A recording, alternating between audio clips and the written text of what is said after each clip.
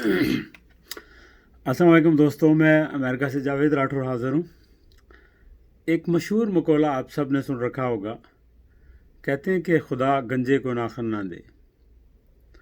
शायद किसी दाना शख्स ने ये मकौला इसलिए कहा कि चूँकि जब गंजे इंसान को नाखन लंबे हो जाएं तो फिर उसको खुजली आती है और वो सर में खुजली करता है। और आपको पता है, सर में तो आमतौर पर दो किस्म के गंज होते हैं। एक तो वो गंज है जिसमें बाल नहीं होते, सर खाली होता है, और दूसरा वो गंज है कि जिसमें दाने और फोड़े वगैरह होते हैं। तो दोनों सूरतों में अगर गंजा खुजली करेगा तो ज़ाहिर है खून निकलेगा और उससे उसको अपना नुकसान होगा, खुद भी दर्द होगा, तकलीफ़ होगी।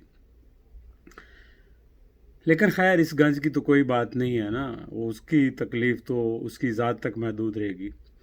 लेकिन एक और बड़ा गंजपन है, बड़ा गंज है जो बड़ा ख़तरनाक है और वो बड़ा आम है आजकल, और वो बड़ा नुकसानदेह है पूरी सोसाइटी के लिए। और ये गंजापन जो है सर के ऊपर नहीं है बल्कि सर के नीचे है, जिल्द के नीचे है। और इसकी भी दो किस्में हैं।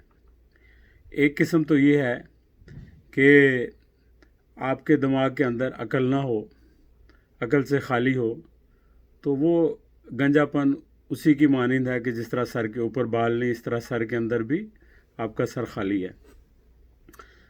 दूसरी इसकी किस्म ये है कि आपके अंदर तासब, गीबत, बुराई, ये सारी चीज़ें जो है आपके अंदर अगर हैं तो वो एक किस्म के जो है वो फोड़े हैं, वो दाने हैं। जो गंजापन है इसका नुकसान जो है बहुत ज़्यादा है, और ये गंजापन आम तौर पर ज़्यादातर हमारे सियासतदानों में पाया जाता है कि जो अंदर से खाली हैं या उनके दिमाग जो है वो अजीब किस्म की चीज़ों से भरे हुए हैं। अब ये एक जगह की मिसाल नहीं, पूरे कश्मीर से मुझे लोगों की कॉल्स आती हैं और कहीं ना कहीं किसी ना किसी तरह किसी से ज़्यादती होती है इसी सियासी गंजेपन की वजह से। लेकिन आज मैं एक ख़ास इशू के हवाले से बात करना चाहूँगा। आप सब जानते हैं कि ज़िला हवेली मोहतरम मरहूम मुमताज़ राठौर साहब की वजह से बहुत मशहूर है। उनका ताल्लुक़ हवेली से था और हवेली के एक गांव दड़ा ख़ास से था जिसको पलंगी कहते हैं उर्फ़ आम में। और जब ज़िला हवेली बना तो वहाँ तहसील मुमताज़ाबाद बनी, 2 यूनियन कौंसलों पर मुश्तमिल या 3 पर। तो उसका नाम मुमताज़ाबाद उनके नाम से मंसूब किया गया और ये फ़ैसला किया गया कि उसका हेडक्वार्टर भी उनका गांव होगा। लेकिन अभी मैंने ख़बर पढ़ी है कि अभी जो वज़ीर साहब हैं वो हेडक्वार्टर कहीं और शिफ्ट कर रहे हैं। आई डोंट नो कि उनको मुमताज़ राठौर साहब के नाम से चिढ़ है, हो भी सकती है, चूँकि मुमताज़ राठौर साहब ने एक शरीफ नफ्स शख्स चौधरी अब्दुल अज़ीज़ के मुकाबले में इन साहब को सपोर्ट की थी। और हज़रत अली का कौल है कि जिसकी भी आप सपोर्ट करें, जिसके साथ अच्छाई करें, उसकी बुराई के लिए तैयार रहना चाहिए।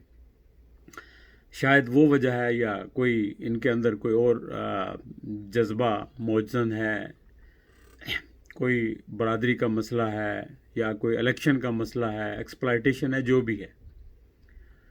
लेकिन मेरा उनसे गिला तो अपनी जगह बनता ही है कि वज़ीर मौसूफ जो है जब वोट लेकर वज़ीर बन जाते हैं तो वो सिर्फ अपनी बरादरी के वज़ीर नहीं होते, वो पूरे इलाके के वज़ीर होते हैं। और उनका बड़ापन का यही तकाजा था कि वो कहते कि ये मुमताज़ राठौर साहब की जगह है तो सबसे पहले मैं यहाँ हेडक्वार्टर बनाता हूँ।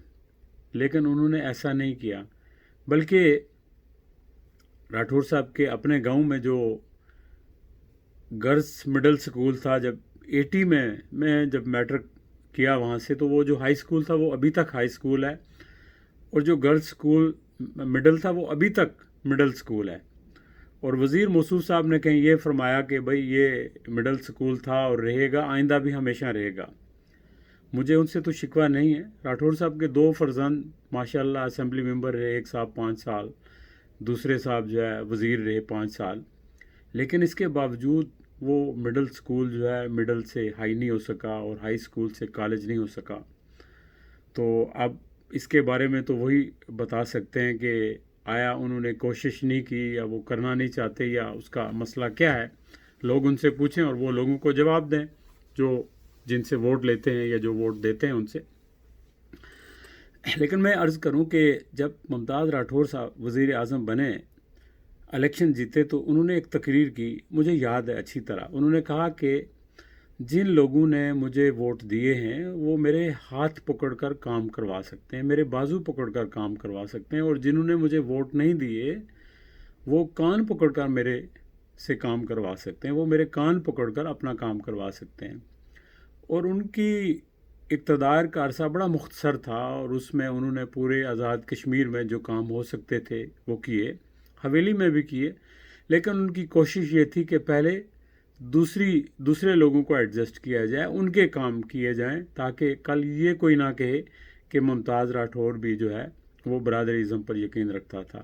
لیکن ابھی جس طرح کی سیاست آزاد کشمیر میں چل پڑی ہے یہ انتہائی افسوسناک ہے، اور یہ ایک حویلی کی بات نہیں ہے، یہ ہر تحصیل ہر ضلع میں کہیں جاٹ ازم ہے، کہیں راجہ ازم ہے، کہیں سردار ازم ہے، کہیں اور سید ازم ہے۔ یعنی ہم لوگوں نے اپنے اوپر خول چڑھا لیے ہیں چھوٹے چھوٹے، اور ان خولوں کے اندر رہنا چاہتے ہیں اور اس لڑائی میں رہنا چاہتے ہیں۔ بھئی خدا کا خوف کرو، ابھی آپ 21ویں صدی میں ہو، دنیا گلوبل ولیج بن چکی ہے، آپ کا مقابلہ اپنی برادریوں سے یا اپنے لوگوں سے نہیں ہے، آپ کا مقابلہ اس وقت دنیا سے ہے۔ آپ تعلیم حاصل کرو، آپ اپنے کشمیر میں بیٹھ کے امریکہ میں نوکریاں کر سکتے ہو۔ آج انٹرنیٹ کا دور ہے، آج ٹیکنالوجی کا دور ہے، آپ کس زمانہ جاہلیت میں رہ رہے ہیں اور کس طرح کی باتیں کر رہے ہیں۔ یہ چونکہ ہمارے جو وہ لوگ ہیں، سردار کیوم صاحب ایک بات کہا کرتے تھے کہ یہ کشمیر کے لوگ جو ہے صرف کرلی کی سیاست جانتے ہیں، یعنی کوے کے مینڈک ہیں ہمارے سیاستدان۔ اور معاف کیجئے گا، بہت سارے لوگ میرے خلاف ہو جائیں گے، سارے سیاستدان میرے خلاف ہو جائیں، کوئی بات نہیں ہے، چونکہ میں جو بات کر رہا ہوں وہ سچ ہے اور حق ہے۔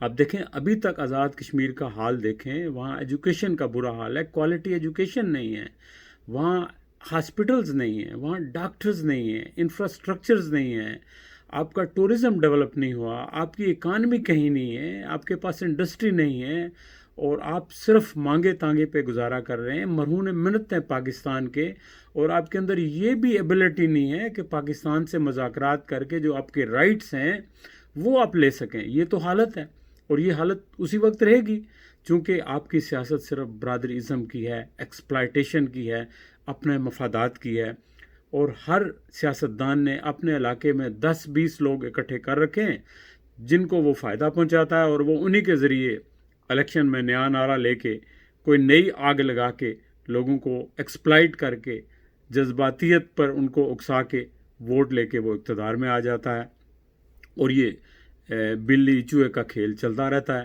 اور پھر اسی طرح اوپر آ جائیں تو اگر آپ کی مرکز میں حکومت ہو رہا ہے، مظفر آباد میں ہو رہا ہے، مرکز میں کل دوسری حکومت بن جائے تو پھر مظفر آباد کی حکومت بے اثر ہو جاتی ہے، تو یہ بلی چوہے کا کھیل کب تک چلتا رہے گا؟ آزاد کشمیر کے لوگوں، اگر آپ نے اپنے بچوں کا مستقبل سنوارنا ہے، اگر آپ نے دنیا کے اندر باعزت زندہ رہنا ہے، تو آپ اس برادری ازم کے خول سے باہر نکلو، اس فسطائیت سے باہر نکلو، اس شخصیت پرستی سے باہر نکلو، اور ینگ اور ٹیلنٹڈ لوگ، چاہے وہ کسی بھی برادری کے ہیں، اقلیت کے ہیں، وہ ان کی کوئی برادری نہیں ہے، اگر ان کے پاس ٹیلنٹ ہے تو یقین کریں وہ آپ سب کو جو ہے وہ اوپر اٹھائیں گے۔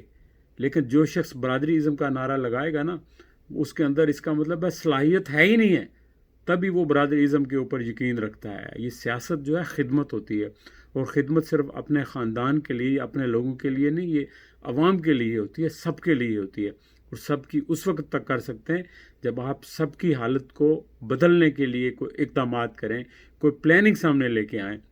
لیکن یہ مجھے پورے آزاد کشمیر میں کہیں بھی نظر نہیں آتی، اور آپ لوگ جو نوجوان ہو, جو وکیل ہو, جو اسٹوڈنٹس ہو, جو ینگ ٹیچرز ہو, آپ لوگ اٹھو اور دیکھو اپنی صفوں کے درمیان پہچانو ینگ لوگوں کو. ڈیفینیٹلی بہت سارے لوگ باصلاحیت ہوں گے, یہ الگ بات ہے کہ وہ کسی بڑے باپ کے بیٹے نہیں ہوں گے, وہ زیادہ کسی کی چاپلوسی نہیں کر سکتے ہوں گے, انہوں نے کرپشن سے پیسہ نہیں کمایا ہوگا, لیکن ان کے اندر صلاحیت ہوگی کہ وہ آپ کے حالات کو بہتر کریں. تو لہٰذا آپ صحیح لوگوں کو پہچانیں, صحیح لوگوں کو سپورٹ کریں, اور وہ لوگ جو ایکسپلائٹ کرتے ہیں اور الیکشن کے وقت آ کے ایشو کھڑے کر دیتے ہیں, کبھی کوئی ایشو اور کبھی کوئی ایشو, تو آپ ان کا خاتمہ کریں. چونکہ جو گنجا پن ہے اس کا علاج تو دوائیوں سے ممکن ہے, لیکن جو سیاسی گنجا پن ہے اس کا کوئی علاج نہیں سوائے اس کے کہ ان کو آپ اقتدار سے باہر پھینک دیں, سیاست سے باہر نکال دیں. جس طرح مکھن سے بال نکالا جاتا ہے, اس طرح ان کو فارغ کرنے کی ضرورت ہے. اب ان لوگوں کے اثاثے دیکھیں نا, یہ لوگ تو خالی ہاتھ ہوتے تھے, ان کے پاس بس پہ بیٹھنے کے پیسے نہیں ہوتے تھے. اب اکثر لوگ ان میں سے کروڑ پتی یا ارب پتی ہیں. یہ کس کا پیسہ ہے؟ یہ آپ کا پیسہ ہے جو آپ پر خرچ ہونا چاہیے تھا, جو انفراسٹرکچر پر خرچ ہونا چاہیے تھا, جو ایجوکیشن پہ خرچ ہونا چاہیے تھا, وہ پیسہ یہاں خرچ ہوا ہے. تو میرا خیال ہے کہ اگر آپ لوگوں کی سمجھ میں آ جائے تو کافی ہے بات. تو انشاءاللہ پھر ملاقات ہوگی. تو یہ ویڈیو اگر پسند آ جائے تو آپ شیئر کریں. اگر میرا مقصد کسی شخص کی ذات کے اوپر تنقید کرنا نہیں ہے, بلکہ میرا ہدف جو ہے سارے سیاستدان ہیں جو گنجے پن کا, واقعی سیاسی گنجے پن کا شکار ہیں, جن کی نظریں بہت محدود ہیں, جن کی سوچ محدود ہے, اور جن کو ایک خاص جگہ سے سامنے آگے نظر کچھ نہیں آتا, اور جن کی کوئی ویژن نہیں ہے. صرف ان کا مطمع نظر ہے کہ وہ اقتدار میں جائیں اور وہ اپنی چودراہٹ قائم کریں, ان کی گاڑی کو فلیگ لگاؤ.